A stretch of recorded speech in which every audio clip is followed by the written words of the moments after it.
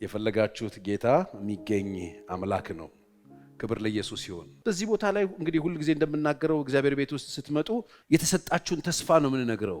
እዚህ ቦታ ላይ መጣችሁ ተክዛችሁ አዲስ ነገር ቸር የሚባል ሰውዬ እዚህ ጋር ቆሞ የሆነ ነገር ጨፍጨፍ አድርጎ አዲስ መድኃኒት አግኝቻለሁ፣ ይሄ ምች መድኃኒት ነው፣ ይሄ እንትን መድኃኒት ነው፣ ይሄን ብትነኩት እንትን ይሆንላችኋል የሚል ሰውዬ አይደለሁም።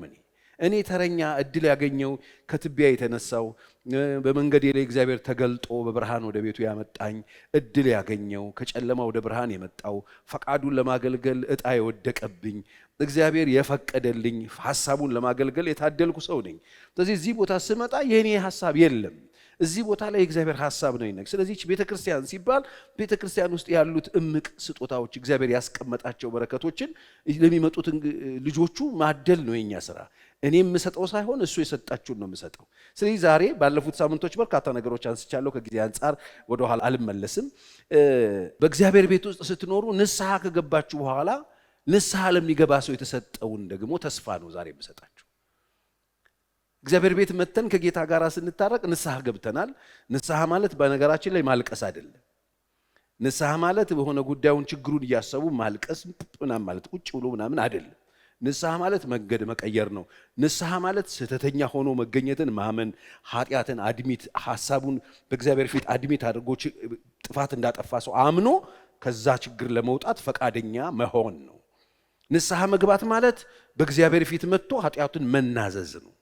ስለዚህ ንስሐ ከገባችሁ በኋላ ምንድነው ያገኛችሁት? አሁን ይሄ ነገር ላነሳ የፈለኩት ብዙ ዓመት በእግዚአብሔር ቤት ውስጥ የኖረ ሰው ሰሞኑን እኔ ቢሮ ካውንስሊንግ ላይ የተገኘ ሰው ነበረ። ብዙ ዓመት በእግዚአብሔር ቤት ውስጥ ኖሯል። ሁሉንም ዓመት ወደ ጌታ ቤት ከመምጣቱ በፊት ያደረገው ነገር ነው እየተጫወተበት ያለው። እኔ እኮ ማረባ ነኝ ይላል። ምን አርጋል? እኔ እኮ ይሄን አርጋለሁ ይላል። እና እግዚአብሔር ፊት ይቅርታ አልጠይቅም። እሱማ ጠይቄያለሁ። ተዛ ደግሞ እንደገና እሱኑ እያነሳ እየደጋገመ ያደረገውን ነገር የሚሰቃይ ብዙ ሰው አለ። በደንብ ስሙኝ። ዛሬ በእግዚአብሔር ቤት ውስጥ ስትኖሩ ንስሐ ከገባችሁ በኋላ ንስሐ ለሚገቡ ሰዎች የተሰጠ ተስፋ አለ። ለምሳሌ ምሳሌ ምዕራፍ 28 ቁጥር 13 ላይ ኃጢአቱን የሚሰውር አይለማም ይላል። ኃጢአቱን የሚሰውር ሰው አይለማም፣ ነገር ግን አይለማም የሚሰውር የሚናዘዝና የሚተወው ግን ምሕረትን ያገኛል። ስለዚህ ኃጢአትን የሚሰውር ሰው ይውላችሁ በጣም እንደው ስለ እግዚአብሔር ልለምናችሁ በደንብ እዚህም ሌላም ቦታ ሆናችሁ የምትሰሙኝ ሰዎች እግዚአብሔር ፊት ኃጢአትን መሰወር አያለማችሁም፣ ያወድማችኋል። ኃጢአቱን የሚሰውር ሰው አይለማም ነው የሚለው። አሁን እኮ ቤተክርስቲያን ራሱ የኃጢአት መደበቂያ ቦታ ሆናለች። ለምን ሲባል እዚህ ጋር የሚመጣው ሰውዬ የእግዚአብሔርን ሐሳብ ይዞ መጥቶ ስለማይቆም የሚመጡት ሰዎች እዛው ኃጢአት ውስጥ ሁጭ ብለው በኃጢአታቸው ላይ የሚሰጣቸውን ነገር እየተቀበሉ እዛው ነገሩን ታጅሎ ሰዎች እንዳይለሙ እየተደረገ ነው። የሚሰውር ሰው አይለማም። ቤተክርስቲያን መጣችሁ የምትሰወሩ ሰዎች እስክትገለጡ እየጠበቃችሁ ያላችሁ ሰዎች አትለሙም። አይለማም ማለት የማይረባ ነው፣ ፉልሽ ነው፣ አይጠቅም፣ ዋጋ የለውም ነው እያለ ያለ። ኃጢአትን መሰወር አያለማም። ተስፋ አለን። ተስፋ እንደሌለንም ለምንድን ነው የምንሆነው? ኃጢአታችንን ሰውረን እግዚአብሔር ቤት ውስጥ መኖር አያለማንም፣ አይጠቅመንም፣ አይረባንም። ስለዚህ ኃጢአቱን የሚናዘዝና የሚተወው ሰው ምሕረት የሚያገኝ ኃጢአቱን ሰውሮ ቁጭ ብሎ በተደበቀው ኃጢአቱ ላይ ልዩ ልዩ መገለጦችን፣ ልዩ ልዩ ትምህርቶችን፣ ልዩ ልዩ ልምምዶችን መለማመድ አያለማም፣ ያከስራቸዋል። አሁን ያለው ችግር ይሄ ነው። ሰዎች ከኃጢአታቸው ውስጥ እንዲወጡ እንዲናዘዙ ኃጢአቱን እንዲተውት ሳይሆን እዛው ኃጢአት ውስጥ እሽሩሩ ብሎ የሚገድላችሁ አገልግሎትና አገልጋይ አለ። እግዚአብሔር ቤት የመጣችሁት ኃጢአት ለመናዘዝ ነው። ከዛስ ተስፋ አለን። ኃጢአቱን የሚናዘዝና በእግዚአብሔር ፊት ኃጢአቱን የሚተው ሰው ተስፋ አለው። ምን ያገኛል? ምሕረትን ያገኛል። ምሕረትን የምታገኙበት እድል እያለ ለምንድን ነው ከነ ኃጢአት መኖር የፈቀዳችሁት? የሚሰውር ሰው አይለማም። ሰውራችሁት ያላችሁበት ችግር ውስጥ ምንም አይነት ጥሩ ነገር ቢነገራችሁ እንዳትሰሙ። እመኑኝ፣ እኔን የሚገሏችሁ እነሱ ናቸው። ፓራሲታሞል እየሰጧችሁ በሽታውን ሳትፈወሱ ትሞቱ ባላችሁ። ፔንኪለር በሽታ መድኃኒት አይደለም። መድኃኒታችሁ ሳይገኝ ትሞታላችሁ። በእግዚአብሔር ቤት ውስጥ በጣም ብዙ አደገኛ ወንበዴዎች ያፈራንበት አንዱ ምክንያት ይሄ ነው። ለምን? ኃጢአቱን ተናዞ መተው የሚባለውን ትምህርት ሰው አይማርም። ተስፋ አለን እኮ ብንተው እግዚአብሔር ምሕረት እንደሚያደርግልን ይናገራል መጽሐፍ። ተስፋ አለን ኃጢአቱን ለሚናዘዝ ሰው ወገኖች። ተስፋ አልባ ሆናችሁ ችግር ውስጥ ዘመናችሁ እንድትኖሩ የእግዚአብሔር ፈቃድ አይደለም። ወደ እግዚአብሔር ቤት ስትመጡ መናዘዛችሁን እግዚአብሔር ይፈልጋል። መናዘዛችሁን ብቻ ለመተዋችሁን እግዚአብሔር ይፈልጋል። ከዛስ ምሕረትን ታገኛላችሁ። መጽሐፍ ቅዱስ እንደሱ ነው የሚለው። ኃጢአትን የሚናዘዝና የሚተው ሰው ምንድነው የሚያገኘው? ሌላ ይድናል። ከማናቸውም ጉዳይ ይድናል። እግዚአብሔር ያድነዋል። መጽሐፍ ቅዱስ እንደሱ ነው የሚለው። መዝሙር 34 ቁጥር 18 ላይ እግዚአብሔር ልባቸው የተሰበረ ቅርብ ነው፣ መንፈሳቸው የተሰበረውን ያድናቸዋል ይላል። ማለት ይኸውላችሁ ልብ መሰበር ማለት ኃጢአትን ማመን ማለት ነው። የልብ ስብራት ነው። አንዳንድ ጊዜ ኃጢአት ሰርተህ ልብ ካልተሰበረ ችግር ውስጥ ነው ያለው። እግዚአብሔር ይንቀሃል። በሳኦል እና በዳዊት መካከል ያለው ልዩነት ይሄ ነው። ሳኦል አደገኛ ኃጢአት ሰርቶ ልቡ አይሰበርም። ልቡም ወገቡም የማይሰበር ሰው ደፋር ነው። ስለዚህ እግዚአብሔር ንቆሃል አለው። ካንተ ለተሻለው ለጎረቤት ሰጥቼዋለሁ አለ። የተሻለ የተባለው ጎረቤት ማን ነው ካልከኝ አመንዝራ ሰውዬ ነው። የሰው ሚስት ወስዶ የሚደፍር ነው። ሰው የሚያስገድል ነው። ነገር ግን ልቡ ይሰበራል። መዝሙር 50 ላይ ስትመጣ ሰበረር ብሎ ውድቅ ብሎ እኔ ኃጢአተኛ ሰው ነኝ፣ ከእናቴ ማህፀን ስወጣ ራሱ በኃጢአት ነው የተጸነስኩት፣ ወደ ኋላ ሄዶ ዝርግፍ አድርጎ እኔ ግን አንድ ነገር አውቃለሁ፣ ልቡ የተሰበረውን ሰው አንተ አትንቅም እግዚአብሔር ሆይ ብሎ ውድቅ ንስሐ ገብት። ልብ መሰበርን ይፈልጋል ወገኖቼ። ምሕረትን ታገኛላችሁ። እግዚአብሔር ያድናችኋል ከየትኛውም። ዳዊት እኮ ወገን የሚያስወግር እኮ ኃጢአት ነው ያደርገው። የሰው ሚስት እኮ የነካ እኮ ይወገራል። ከሚወገርበት ነገር አዳነው። ወገኖቼ ምንም አይነት ወገራ በዙሪያችሁ ቢኖር የሚያስወግራችሁ በኤቪደንስ የምትወገሩበት ነገር ውስጥ ብትሆኑ እንኳን ልባችሁን ሰብራችሁ በእግዚአብሔር ፊት ንስሐ ከገባችሁ እግዚአብሔር ያድናችኋል። እስቲ አሜን በሉ። የጨካኞችን ልብ እግዚአብሔር ይሰብርላችኋል። በዙሪያችሁ የተያዘውን ድንጋይ መሬት እንዲወድቅ ያደርገዋል። እናንተ ላይ እንዳያርፍ ያደርገዋል። ስለዚህ ተስፋ አለን። የመዳን ተስፋ አለን። የኔ እኮ ኃጢአት በጣም ብዙ፣ የትኛውም ኃጢአት ይኑር የመዳን ተስፋ አለ። እግዚአብሔር ያድናል። እስቲ በደንብ አሜን። መዝሙር 97:10 እግዚአብሔርን የምትወዱ ክፋትን ጥሉ። የምትወዱት ከሆነ ክፋትን ጥሉ። እግዚአብሔር የቅዱሳንን ነፍሶች ይጠብቃል፣ ከኃጢአተኛ እጅ ያድናቸዋል። የመዳን ተስፋ አላችሁ፣ ይጠብቃቸዋል። የሚገርም ነው። ይሄ ብቻ አይደለም። ንስሐ ለሚገባ ሰው ይፈወሳል። ፈውስ አለ። ፈውስ አለ። ፈውስ ንስሐ ውስጥ አለ። አይገርማችሁም? ፈውስ መመለስ ውስጥ አለ። ፈውስ ኑዛዜ ውስጥ አለ። ፈውስ በእግዚአብሔር ፊት ኃጢአትን መናገር ውስጥ አለ። ማረኝ ማለት ውስጥ አለ። ፈውስ አለ። ትፈወሱ ዘንድ ፈልጉ። ስለዚህ ተስፋ አለ። እስቲ ተስፋ አለኝ በሉ። ጮክ በሉና ተስፋ አለኝ በሉ እስቲ። ይፈውሳቸዋል። ከማናቸውም ደዌ እግዚአብሔር ፈዋሽ አምላክ። ንስሐ ለሚገባ ሰው ተስፋው ምንድን ነው? ኃጢአቱን ለሚያምን ሰው ተስፋው ምንድን ነው? ኃጢአትን ማመን ውርደት አይደለም። ኃጢአትን ማመን ውድቀት አይደለም። ኃጢአትን ማመን መዳን ነው። ኃጢአትን ማመን እግዚአብሔር ፊት መፈወስን፣ በእግዚአብሔር ፊት መናዘዝ መፈውስን ያመጣል። ተደብቆ መኖር አያለማም። ስለዚህ በእግዚአብሔር ቤት ውስጥ ተደብቃችሁ የምትኖሩ እዚህም እዛም ያላችሁ የምትሰሙኝ ስላልተያዛችሁ በጣም በእግዚአብሔር ፊት በጣም በድፍረት የምትመላለሱ ልባችሁ ዝግ የሆነ እግዚአብሔር ይንቃችኋል። እመኑኝ። መንፈሳዊ ዓለም ላይ እግዚአብሔር በጣም መጽሐፍ ሰው ፊት ነው ያለ፣ እግዚአብሔር ምን ያያል የሚል ልብ ነው ያለ። ስለዚህ ተናዘዙት። ምን ያደርግልናል? እግዚአብሔር ይፈውሰናል። ኢሳይያስ 19:22 እግዚአብሔርንም የግብፅን ይመታታል፣ ከዛስ ይመታታል፣ ይፈውሳታል። ወደ እግዚአብሔር ይመለሳሉ፣ እርሱም ይለመናቸውማል፣ ይፈውሳቸውማል። ሲመለሱ ይለመናል፣ ከዛ ይፈውሳል። አይገርማችሁም? ወደ እግዚአብሔር መመለስ፣ ከዛ ደግሞ መለመን። እግዚአብሔር ይለመናል። እንደሱ እኮ ነው የሚለው ኃጢአታችሁ በእኔና በእናንተ መካከል ለይታለች አይልም? ኃጢአት እኮ ነው ይለያል እኮ ከእግዚአብሔር ጋር ብሎክ ነው የሚያደርገው ብዙ ነገር። ምን ያደርጋል? ኑዛዜ እግዚአብሔር እንዲምረን፣ እግዚአብሔር እንዲቀበለን፣ እግዚአብሔር እንዲመለስ፣ እግዚአብሔር እንዲተውልን፣ እግዚአብሔር እንዲፈውሰን ያደርገዋል። ስለዚህ ምንድነው ተስፋችን? ፓስተር ቸሪ ተስፋችን ንስሐ መግባት፣ መመለስ። አሁን በጣም ብዙ ሰው ቤተክርስቲያን ውስጥ ነው እየሞተ ያለው። መዳኛ ቦታ መሞቻ ሆነ። መዳኛ ቦታ ሰውየው ንስሐ ገባ ሊባለው የሚገባው ሰውዬ ትጠረምሳለህ። አሁን ከፊት ለፊት በቅርብ ቀን ይባላል። በዛው ችግሩ ላይ እየተጽናና ኮስተር ብሎ ይሞታል። በቃ መዳኛ ቦታው መሞቻ ሆኖበት ቁጭ ብሎ ንስሐ ግቡ፣ ወደ እግዚአብሔር ተመለሱ፣ ይመለስላችኋል። ይቅርታ ጠይቁና ወደ እግዚአብሔር ተመለሱ። የወጣችሁ ሰዎች፣ ከቅዱሳን ህብረት የተለያችሁ ሰዎች፣ ከእግዚአብሔር ቤት የራቃችሁ ሰዎች፣ ከጸሎት የራቃችሁ ሰዎች፣ ኃጢአት እያሳደዳችሁ ያላችሁ ሰዎች፣ ልባችሁ የሚያቀው ውስጣችሁ የሚመሰክርላችሁ በጣም ብዙ ነገር ውስጥ ያላችሁ ሰዎች ግድ የላችሁም። የእናንተ አምላክ መሐሪ ነው፣ ይቅር ይላችኋል፣ ይቀበላችሁ። እግዚአብሔር አባታችን አሜን። ለምን ኃጢአት ሰራ አይልህም። ለምንድን ነው የተደበከው ነው የሚል። እግዚአብሔር ለምን ኃጢአት ሰራ አይልህም። ለምንድን ነው የተሰወርከው ነው የሚለው እግዚአብሔር። ከእግዚአብሔር አይን መሰወር ትችላል። ይሄ እኮ የሚያሳየው ያለህ መንፈሳዊነት ሚጢጢነትን ነው። ከእግዚአብሔር አይን እኮ የሚሰወር ነገር የለም እኮ እንዴ። አዳም የት ነህ ሲለው በቃ ራቁት ተደብቋል እኮ ከእግዚአብሔር። ታውቃላችሁ እግዚአብሔር በጣም ነው የሚገርመው። ከእግዚአብሔር መደበቅ አንችልም ወገኖች። አድሚት ነው ማድረግ ያለብን።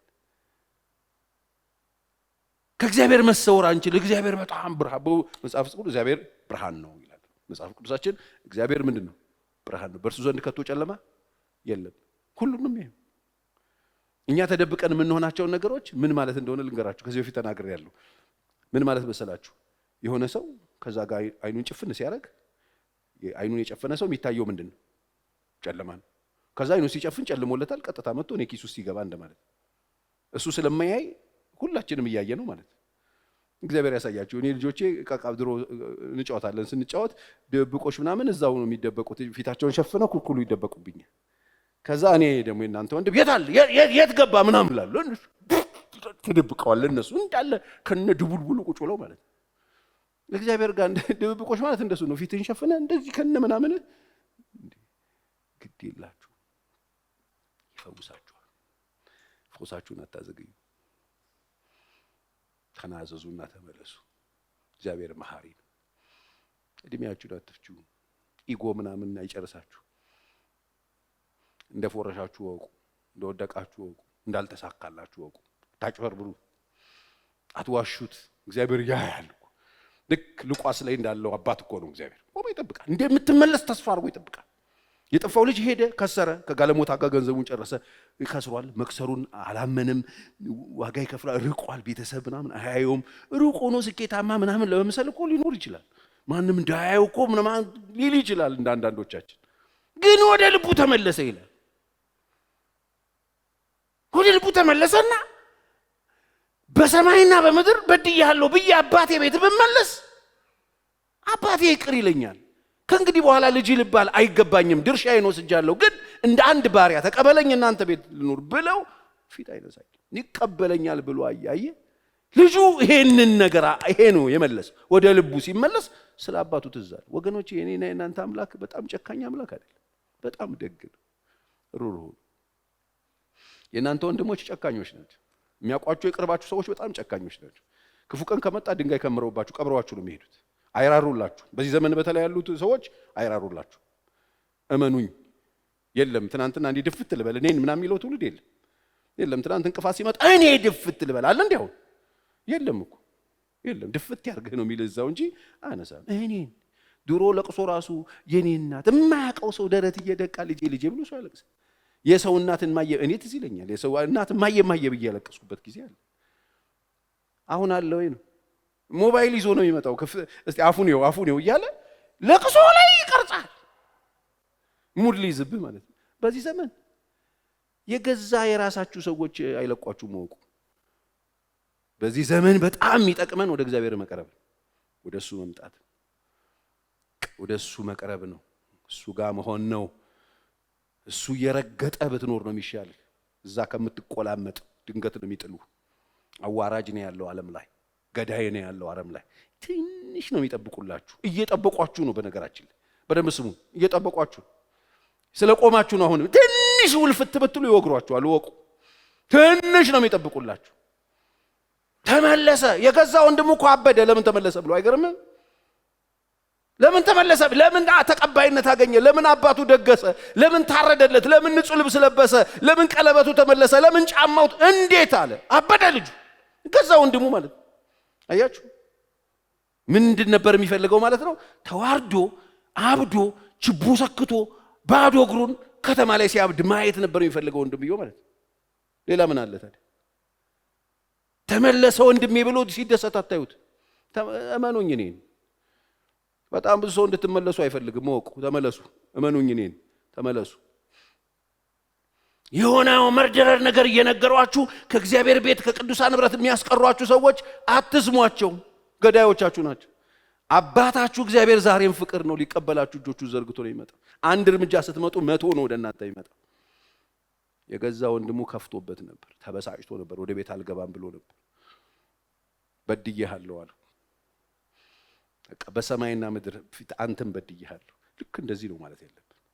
ማመን አለብን። አዲሚተባ ያለንበትን ሁኔታ ማመን አለብን። ራሳችንን እያታለልን አንኖር። በጣም ብዙ ሰዎች ከእግዚአብሔር ቤት ርቀው የተስማማቸው የሚመስሏቸው ሰዎች አይታቸዋል። መዝሙር ከፍተው አክት ሲያደርጉ። አሁን ደግሞ በደንብ ይሄ ሶሻል ሚዲያ ማህበራዊ ሚዲያ ዘመን ነው። በቃ እናንተም በጣም የተስማማቸው ነው የሚመስሏቸው። ቆንጆ ነገር ለብሰው ሜካፕ ምናምን አድርገው መዝሙር ከፍተው በቃ ልክ እግዚአብሔር ደረሰልኝ። አልደረሰልሽ፣ አልደረሰም። ተመለሱ። አልደረሰም። ውሸት። ለምን? እግዚአብሔር የሥርዓት አምላክ ነው። እግዚአብሔር የእውነት አምላክ ነው። እውነተኛ አምላክ ነው። ውስጣችሁ እውነት እንደሱ ይላል። ተመለሱ። ሌሊትና ቀን መጫወቻ እንዳትሆኑ። በፍቅር የሚያስተዳድራችሁ ደግ አባት አላችሁ። አሜን። ይምራችኋል፣ ይፈውሳችኋል። ለዚህ ነው ያዕቆብም ሲናገር በእናንተ መካከል የታመመ ቢኖር የሚለው ከእናንተ መከራን የሚቀበል ማንም ቢኖር እርሱ ይጸልይ። መከራ እየተቀበለ ያለ ሰው ካለ ቅዱሳን ህብረት መካከል መከራ ሊኖር ይችላል። እሱ ይጸልይ። መከራ ውስጥ ስትገቡ ጸልዩ ነው የሚለው፣ ሽሹ አይልም። መከራ ውስጥ ያለ ይጸልይ። ደስ የሚለው ማንም ቢኖር እርሱ ይዘምር። ደስ ያለው ሰው ይዘምር። መከራ ውስጥ ያለ ሰው ይጸልይ። ከእናንተ የታመመ ማንም ቢኖር የቤተ ክርስቲያን ሽማግሌዎች ወደ እርሱ ይጥራ፣ በጌታም ስም እነርሱ ዘይት ቀብተው ይጸልዩለት። የእምነት ጸሎት ድውዩን ያድናል፣ ጌታም ያስነሳዋል። ኃጢአትንም ሰርቶ እንደሆነ ይሰረይለታል። ይጥራ። ራሱ ነው መጥራት ያለበት። ይሰረይ። ኃጢአትንም ሰርቶ እንደሆነ ይሰረይ። ቤቱ ቁጭ ካለስ ድብቅ ቢልስ አይሰረይለትም። አይድንም። በቃ እንዲሁ እንደታፈነ ኃጢአቱን የሚሰውር አይለማም፣ እማይለማ ነው የሚሆነው። እንደሱ ነው የሚለው። ይሰረይለት፣ ይፈውሰዋል፣ ያድነዋል፣ ጌታም ያስነሳዋል። ኃጢአትንም ሰርቶ እንደሆነ ይሰረይለታል። እርስ በርሳችሁ በኃጢአታችሁ ተናዘዙ ትፈወሱ ዘንድ ደግሞ እያንዳንዱ ስለ ሌላው ይጸልይ። የጻድቅ ሰው ጸሎት በሥራው እጅግ ኃይልን ታደርጋለች እያለ ይቀጥላል። በእግዚአብሔር ቤት ያላችሁ ተስፋ ይሄ ነው። ብትወድቁ ትነሳላችሁ። እስቲ አሜን በሉ። በጣም እኮ አስተማማኝ ቦታ ነው ያለን። ብትፎርሽ ይተኮስብሃል እኮ አይልም። እኛ እኮ የሆነ ድራግ ዲለር አይደለም የምንከተለው ብራዘር። የሆነ ሄሮይን ነጋዴ፣ የሆነ አሽሽ ነጋዴ፣ ጋንጊስተር አይደለም እኛ የምንከተለው። እነሱ ከፈለጉ ሊገሉ ከፈለጉ ይሄን መኪና አንሳው ይለዋል፣ እማችለውን ነገር። ከዛ ወጥ ትላላ ተነሳም እዛው ይገለዋል። መግደያ ምክንያት ነው። አንሳው ብዬ ነበር ስላናሳው ነው። የኔና የናንተ አምላክ የማንችለውን አያሸክመንም። ብንወድቅ የሚያነሳን ነው። ብንስት የሚመልሰን ነው። ኃጢአት ብንሰራ ይቅር የሚለን ነው። አሜን ነው ወይ? ብንናዘዝ እድል የሚሰጠን ነው። በሱ ፊት ብንወድቅ የሚያነሳን ነው። ብናለቅስ እንባ የሚያብስ ነው። ሃሌሉያ! እግዚአብሔር እንደዚህ አይነት አምላክ ነው። ስለዚህ በየትኛውም ዘመን ከእርሱ ጉያ የሚያረቃችሁን ነገር እምቢ በሉ። ይራራል። ለማ ንስሐ ለሚገቡ ለሚመለሱ ሰዎች ምንድነው ተስፋቸው? እግዚአብሔር ራህ ያለው። ስለዚህ በእግዚአብሔር ቤት ውስጥ መምጣት አቅቷችሁ ወደ ኋላ ተመልሳችሁ ጥግ ኮርነር ይዛችሁ የምታለቅሱ ሰዎች ትኖሩ ይሆን? ተስፋ የቆረጣችሁ ሰዎች ትኖሩ ይሆን? ኃጢአት ሰርታችሁ ልባችሁ የተሰበረ መመለስ ያቃታችሁ፣ በሰዎች የተጎዳችሁ፣ ሰዎች ጀጅ አድርገዋችሁ ኮርነር ይዛችሁ ሩቅ ያላችሁ ሰዎች ትኖሩ ይሆን? እመኑኝ፣ እግዚአብሔር ሰው አይደለም፣ ይራራላችኋል። አሜን። እጅግ የሚምር የሚራራ አምላክ ነው ያለን። እስቲ የኔ አምላክ በሉ። እጅግ የሚምር የሚራራ ነው። ባለቀ እንደሚራራላችሁ ወቁ። የኔ ከባድ ነው የሚሉ ሰዎች አሉ ሲያካብዱ። እግዚአብሔር እንኳን ምሕረት እንዳያደርግላቸው ራሳቸው ላይ ትልልቅ ብረት ይዘው ሲልድ አድርገው የእግዚአብሔር ቃል እንኳን እንዳይገባ ማለት ነው። የኔ እግዚአብሔር እጅግ የሚምር የሚራራ ነው። በቃ የምንኖረው በእርሱ ምሕረት ነው። የምንተነፍሰው የእሱ ምሕረት ነው። ክብር ለኢየሱስ ይሁን። የሚራራላችሁ አምላክ አለ። እንደገና እድል የሚሰጥ አምላክ አለ። ሲያያችሁ የሚያዝንላችሁ አምላክ አለ። ኤፍሬም ወይ እንዴት እንደ አዳማ ጥላል፣ እንዴት እንደ ስባዩ አደርግሃለሁ። ልቤ በውስጥ ተናውጣለች፣ ምሕረቴም ተነሳስታለች ይላል መጽሐፍ ሲናገር። ተናውጣለች ይላል። እግዚአብሔር ለልጆቹ ልቡ ይራራል። ሚራራ ምንም ውስጥ ብትሆኑ ሰው ሁሉ ጨክ የታባቱ ዋጋውን አገኘ ቢሏችሁ፣ እግዚአብሔር ግን እንደሱ አይደል፣ ይራራላችኋል። በኃጢአት ተይዛችሁ እንኳን በስተት ተይዛችሁ እንኳን ወድቃችሁ በዛ ባላችሁበት ቦታ ላይ ይራራላችሁ። ያቺ ስታመነዝር ተያዘች የተባለችን ሴት እኮ አመጧት እኮ የማይራሩ ጨካኞች፣ ንጹህ የሚመስሉ ቆሻሾች። ንጹህ አይደሉም እኮ እነሱ ራሳቸው። ሕግ ጠባቂ ይላሉ፣ ሌቦች ናቸው። የሙሴን ሕግ ውሸት መጣ። ብርሃኑ ጋር ይዘዋት ሲመጡ ጥሩ ሕጉ አላቸው ጀምሯ። ታዲያ ከእናንተ መካከል ንጹህ ነኝ የሚል ሰው ይቀጥላላችሁ። ቀጥታ መስታወቱን ፊታቸው ላይ ደነቅ። ሁሉም ድንጋያቸውን ጥለው ሄዱ። እኔም አልፈርድብሽም። የት አሉ አላት። የሉ። እኔም አልፈርድብሽም። አርገሻል፣ ተይዘሻል። አዎ እኔም ሚራራ ነው። አሜን በሉ እስቲ። የኔ አምላክ በሉ እስቲ። እጅግ የሚምር የሚራራ ነው። አለቀ። ስለ እግዚአብሔር ስታስቡ የሆነ መርደረር ነገር ከተውባችኋል ነው። እግዚአብሔር ይራራል። እንዴት እንደሚያዝንልህ፣ እንዴት እንደሚራራልህ፣ እንዴት እንደሚራራ፣ እንዴት አንጀቱ እንደሚንሰፈሰፍ። ክብር ለኢየሱስ ይሁን። ሰው ሁሉ ይወገር የሚለውን ሰውዬ ነው። ሰው ሁሉ አንገቱ ላይ ካራ ሲባል ዝርግፍ ጌጥ ያደርግና እኔ አንዳንድ ጊዜ በቃ ያበሽቃል እግዚአብሔር። እንደዚህ በተለይ ጠማማ ልብ ያላቸውን ሰዎች ሲያበሽቅ፣ ይገደል የሚባለውን ሰውዬ አደባባይ ላይ ፈረስ ላይ ያስቀምጦ ግምጃውን ለብሶ ንጉሥ ያከብረው ዘንድ የሚወድ ይገደል የተባለን ሰው እንደዚህ አንስቶ በጠላት ፊት ጠላትን ብሽቅ የሚያደርግ አምላክ ወገኖቼ፣ እግዚአብሔር የሚራራ አምላክ ነው። ለዚህ ነው ሰቆቀኛው ኤርምያስ ሲናገር በመጽሐፍ ቅዱስ ኤርምያስ ምዕራፍ 3 ቁጥር 22 ላይ እንደዚህ ይላል፣ ያልጠፋ ነው ከእግዚአብሔር ምሕረት የተነሳ ነው፣ ርኅራኄው ምን አይልም አያልቅም። አይገርም? ርኅራኄው አያልቅም። አሁንስ በቃ አሁን እንኳን ሳይጨርስ አይቀርም እግዚአብሔር እንዳትሉ፣ አያልቅም። የእግዚአብሔር ርኅራኄ አያልቅም። አሁን ከዚህ እኔ ምን ይሁላችሁ፣ የሰፈራችሁ ሸምሱ፣ ይሄ ዱቤ የሚሰጣችሁ ሸምሱና እግዚአብሔርን አታደባልቁ። እሱ ጨክ በቃ ብሎ ዱቤ ያልሰጥ ስትለው በቃ እግዚአብሔር ግን እንደሱ አይደለም። ምሕረቱ ርኅራኄው ምን አይልም አያልቅም። ያልጠፋ ነው ከእግዚአብሔር ምሕረት፣ እግዚአብሔር ምሕረት ስለበዛ ነው። ርኅራኄው ደግሞ ምን አይልም አያልቅምና ማለዳ ማለዳ ምንድን ነው አዲስ። እግዚአብሔርን አሁን ይቅርታ ጠይቃችሁ ምሕረት አድርጎ ተቀበላችሁ አይደል? አሁን ነገ ስትመጡ እናንተ ወይኔ ተትናንት ወዲያም እኮ ስትሉት እሱ አዲስ ነው። ይሄ ያኝ ረስቶታል። መጽሐፍ ሲናገር ኃጢአት ደግሜ አላስብም ነው የሚለው። እግዚአብሔር ማለዳ ማለዳ አዲስ ነው። እንደ አዲስ አሁን እንደተወለደ ልጅ ነው ትሪት የሚያደርጋችሁ። ማለዳ ማለዳ አዲስ ነው። ታማኝነቱ ደግሞ ምንድነው? ብዙ ነው። ነፍሴ እግዚአብሔርን ዕድል ፈንታዬ ነው፣ ስለዚህ ተስፋ አደርገዋለሁ አለች። እግዚአብሔርን በተስፋ ለሚጠባበቁት ለምትሻውም ነፍስ መልካም ነው ይላል። ወገኖቼ እግዚአብሔር ይራራል። ሚራራ አምላክ። ይሄ ሰውዬ ታሪኩን ታውቃላችሁ። ይሄ ሰውዬ እግዚአብሔር ይራራል ለሚለን ሰውዬ ምን አይነት ሁኔታ ውስጥ እንዳለ ታውቃላችሁ? ተገነጣጥሏል። ቀድመው እንደሞቱ ሰዎች መልካም ነገር ረስቻለሁ ይላል። ሬት አጠገበኝ ይላል። ሐሞት ከደነኝ ይላል። ጥርሶቼን በጭንጫ ሰበረ ይላል። ዙሪያዬን በተጠረበ ድንጋይ ዘጋብኝ ይላል።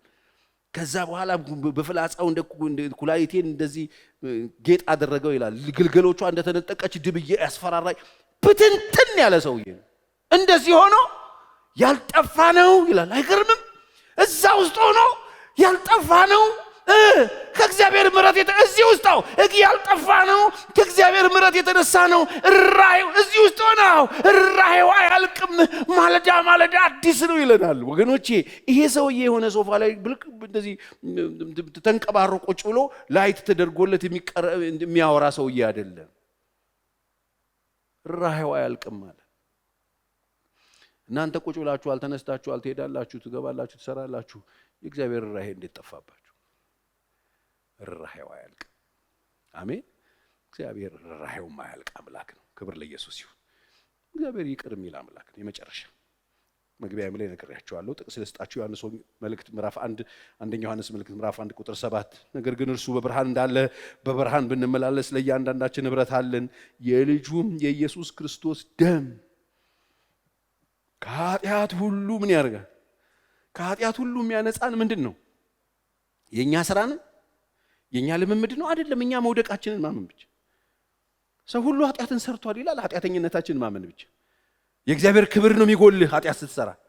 ኃጢአተኛ ሰው የጎደለው ሰው ሁሉ ኃጢአትን ሰርቷል፣ የጎደለው የእግዚአብሔር ክብር ደግሞ የሚገኘው በንስሐ ነው። በንስሐ ነው። ይሄው መጽሐፍ የሚነግረን እሱን ነው። እሱ ብርሃን ነው። በብርሃን ብንመላለስ የልጁ የኢየሱስ ክርስቶስ ደም ከኃጢአት ሁሉ ያነጻል። ኃጢአት የለብንም ብንል ግን ራሳችንን እናስታለን፣ እውነትም በእኛ ውስጥ የለም። ውሸት ነው። እኔ ነፃ ነኝ አትበሉ። አድሚት አድርጉ። ወደ እግዚአብሔር ተመለሱ፣ ንስሐ ግቡ። እሱ በኃጢአታችን ብንናዘዝ ከኃጢአታችን ይቅር ይለን፣ ከአመፃ ሁሉ ሊያነጻን የታመነና ጻድቅ ነው። ከየትኛውም አይነት ኃጢአት ማንጻት የሚችል ነው የኢየሱስ ደም። እናንተ በሆነ ቦክስ ውስጥ አታስቀምጡት። ይሄኛው የማይቻል ነው አትበሉ። ከኃጢአት ሁሉ ማንጻት የሚችል የኢየሱስ ደም አለ። አሜን። በእግዚአብሔር ቤት ተስፋ አለ። የወደቀ ሰው አለ አጠገባችሁና በሉት። ንስሐ ሲገባ ተስፋ አለው፣ መነሳት ይችላል። እንደገና ማለት እድሉ እኮ እንደገና አምላክ ነው። ቀለበቱ እኮ እንደገና ነው። ቀለበቱ እኮ ድጋሚ ነው። ትመለሰለት እኮ ቀለበት። ምን ማለት መሰላችሁ? ኪዳን አለው። አሁንም ወራሽ ነው፣ ልጄ ነው እያለው ድርሻዬ ነው ሲጨልሽ ኖ እድል አለ። ርኅራኄው አያልቅማ። ማለዳ አዲስ ነው። ታማኝነቱ ብዙ ነው። መሐሪ ነው። ደግ ነው እግዚአብሔር። አምጣጅን ጫማውን አድርጉለት የተሻለውን። እግዚአብሔር እንደዚህ አይነት አምላክ። በእግዚአብሔር ቤት ውስጥ ብዙ ተስፋዎች አሉ። ንስሐ ለሚገቡ ተስፋ አለ፣ ለሚመለሱ ተስፋ አለ። በኃጢአታችሁ አትሙቱ፣ ባላችሁበት ችግር ውስጥ አትሙቱ። ተስፋ እንደሌላቸው ሰዎች አትዘኑ። እግዚአብሔር የተስፋ አምላክ ነው። ስትመጡ እግዚአብሔር ይታደጋችኋል። እርዳኝ በሉት ያድናችኋል። አድነኝ በሉት ያድናችኋል። በኃጢአታችሁ እንኳን የገባችሁበት መቀመቅ ቢኖር ከዛ መቀመቅ ውስጥ ሊያወጣችሁ የሚችል አምላክ ነው። ሂዱና ዮናስን ጠይቁት። አልታዘዝም ብሎ ነብይ ነው። አልፈልግም ብሎ ከእግዚአብሔር ጋር ተጣልቶ ኃጢአት መስራት ነው። አመጽ ነው አይደል? ኃጢአት አመጽ። እግዚአብሔር ነነዌ ሲለው ተርሴስ ሄደ። እዛ ከዛ ሄደና አሳ ዋጠው። ከርሱ ውስጥ ይዞት ሄደ። ፈቃዱን ተነጠቀ። ኦልሬዲ እዚህ ውስጥ አባቱ ነው የሚባል ያለበታል። እግዚአብሔር ግን እንደዚህ አይደለም። ባለመታዘዙ ምናልባት አካባቢ ያሉ ሰዎችና ወገኖች እኮ የታባቱ ይኸው የማይታዘዙ መቀጣጫ አረገው ነው ይባላል። እግዚአብሔር ግን በዙፋኑ ድምፁን ይሰማል። እዛ ውስጥ ሆኖ የሚጮኸውን ጩኸት ሰማው። እዛ ውስጥ ሆኖ የሚቃትተውን ቃተት ሰማው። እግዚአብሔር ደህንነት እኮ ካንተ ዘንድ ነው ሲለው አልቻለም። እግዚአብሔር ርኅራኄው አያልቅማ። ዮናስን የዋጠውን አሳ እግዚአብሔር አዘዘው ይላል። ዮናስን ወሰደና የብስ ላይ ተፋው ብሎ ዮናስ አሸዋውን አራግፎ እግዚአብሔር ያሳየ ተመልሶ አገልግሎቱን ቀጠለ። ይኸውላችሁ እግዚአብሔር የእንደገና አምላክ ነው። እንደገና ከገባችሁበት ማጥ ከገባችሁበት መቀመቅ አውጥቶ አጥቦ ቀድሶ እንደገና ያቆማል። እስቲ አሜን በሉ።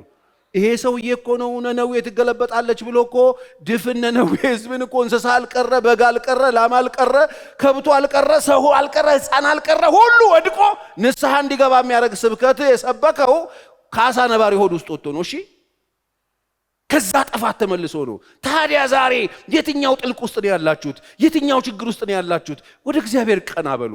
እግዚአብሔር መሐሪ ነው። እግዚአብሔር የእንደገና አምላክ ነው። ከወደቃችሁበት እግዚአብሔር ያነሳችኋል። የሰማኝ ሰው በደንብ አሜን ይበለኝ።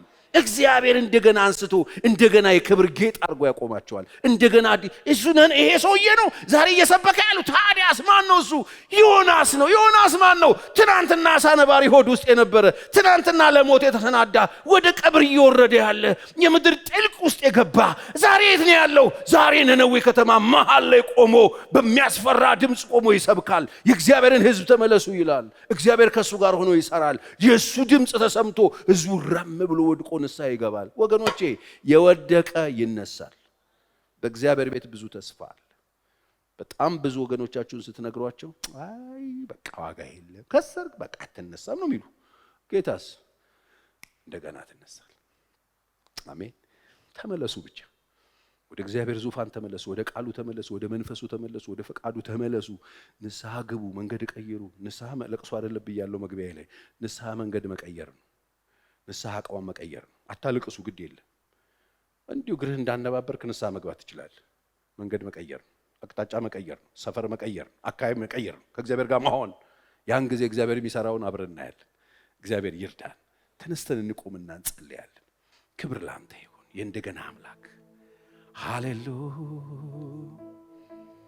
ሃሌሉያ፣ ተመስገን። የእንደገና አሁን ፓስተር ቸር የእንደገና ትነሳለህ ነው የምትለኝ? yes እግዚአብሔር የእንደገና አምላክ። እድሌን እኮ አበላሽቻለሁ የምትሉ ሰዎች እግዚአብሔር የእንደገና አምላክ ነው።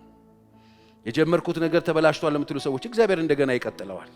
መጽሐፍ ሲናገር የተቀጠቀጠን ሸምበቆ አይሰብር፣ የሚጤስን ጧፍ እሱ አያጠፋም ይላል። ሃሌሉያ። ጸልዩ በእግዚአብሔር ፊት። ጌታ ሆይ ተስፋ አለኝ የሚራራልን አምላክ፣ ድካማችን አይቶ የሚረዳ፣ ውድቀታችን አይቶ የሚያነሳ፣ ስብራታችንን የሚጠግን። ታውቃላችሁ እግዚአብሔር የሚራራ አምላክ ነው። አሁን በርህራሄ አይን የሚመለከት አምላክ አለ። ስላንተ በምህረት እግዚአብሔር ልቡ ይንሰፈሰፋል፣ ያግዝሃል። ወንድሜ እህቴ፣ እግዚአብሔር ከወደቅሽበት ያነሳሻል። የቱንም ያክል ከህይወት ርቃችሁ ፓስተር ቸሬ በጣም ሩቅ ነው ያለሁት፣ እኔ ከእግዚአብሔር ምህረት ርቅ ያለው፣ ከደጁ ርቅ ያለው፣ ከቤቱ ርቅ ያለው፣ ሩቅ ነው ያለሁት የምትሉ ቅዱሳን ወንድሞቼና እህቶቼ ያላችሁበት ስፍራ ይሄው ዛሬ ድምፅ መጥቶልሃል። ይራራልሃል፣ ያዝንልሃል።